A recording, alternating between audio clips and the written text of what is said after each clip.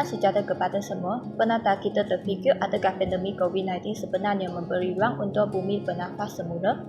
Semasa pandemik COVID-19, pelaksanaan lockdown secara global telah mengurangkan aktiviti manusia seperti pengangkutan, perindustrian dan penerbangan dengan ketara. Keadaan ini telah mengurangkan pelepasan gas pencemar seperti nitrogen dioksida daripada kenderaan dan industri. Sekaligus, ia bantu memperbaiki kualiti atmosfera dan menyokong kestabilan lapisan ozon sebagai pelindung utama bumi daripada sinaran ultraviolet. Walaupun perubahan ini bersifat sementara, tetapi ia menunjukkan bahawa bumi kita ada keupayaan regeneratif apabila tekanan daripada aktiviti manusia berkurang.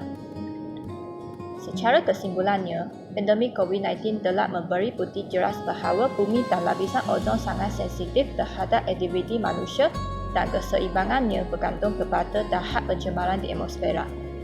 Oleh itu, jika manusia mampu menghentikan dunia seketika, bayangkan apa yang kita boleh capai jika kita memilih untuk melindunginya setiap hari. Sekian, terima kasih.